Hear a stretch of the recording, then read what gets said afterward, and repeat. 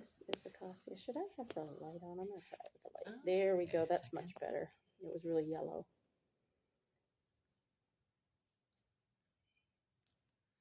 Yeah.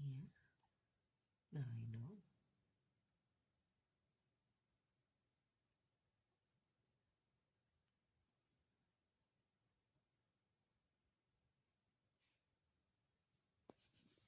She's moving her little tail. Oh, is she? Yeah. I see its feet moving. Oh, yes.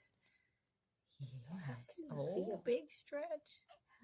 Well, it's almost impossible to feel like the individual joints in their like cervical spine, but you can feel, so like when they're with newborns too, with babies, the most important is that upper cervical, and like the atlas. Yes, atlas axis, those top two, and their occiput too. And those are bigger, so we can feel those. So even just if I did nothing but that, make sure that's in place properly. And how does hers feel? Well, she was a little stuck on that. A little side. stuck. Yeah. Isn't that interesting? And they have such low tone when they're this age that it's so easy to correct. It's just very tiny bit of pressure, a tiny pressure, in the right direction. Oh, Hi, sweetie. Which one's that? Yeah. Which is which? That's one of the boys, right? So she's also got a little bit of compensation down here in that lower on the right side, which is a normal compensation pattern. They'll be upper on the left and then lower on the right. So just do a teeny tiny little bit of pressure on that right side.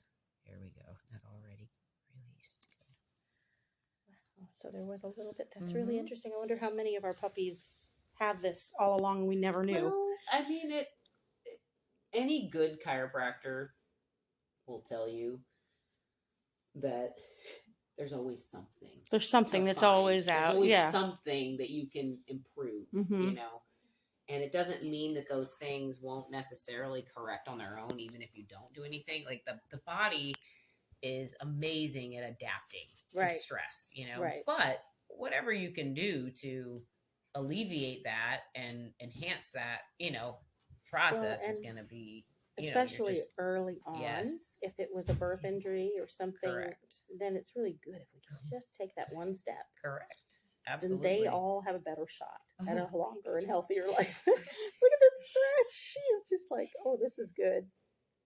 You were just feeling the hips there? Yeah, well, I was trying to get to him, but the way she was laying, I couldn't really do. They're awful tiny. Got a little bit of a... I know. Oh, big yawn. Yes. A little bit. That's another thing. The pelvis, the ilium of the pelvis are much larger, than the individual vertebrae. And so that's another contact point that you can get, at this age. They're just, they're so tiny. Like I can't, my finger isn't small enough. But I can get, so there are what we call transition zones in the spine. So like from the upper cervical to the mid, and then from the lower cervical into thoracic, from the thoracic into the lumbar, and then at the pelvis. Those are where the biomechanically in the spine, there are the highest levels of stress where you're normally going to see stuff show up. Those transition zones are places that I can get to in contact. Yeah. So that's why I'm starting up here and then going to the lower cervical. Where is the stress there? I can correct that, and then, go and those zones would be the area that would most likely, areas that would most likely be injured during birth if it's going to happen. The in between is just kind of going along with. Right. And more likely to be a different injury later on or something. Correct. But the big ones are and as they get older, you can get more specific with segments, with individual segments. But, when they're that little, when they're that tiny, you're really just looking at kind of those main points of stress. Yeah. Okay. That makes perfect sense.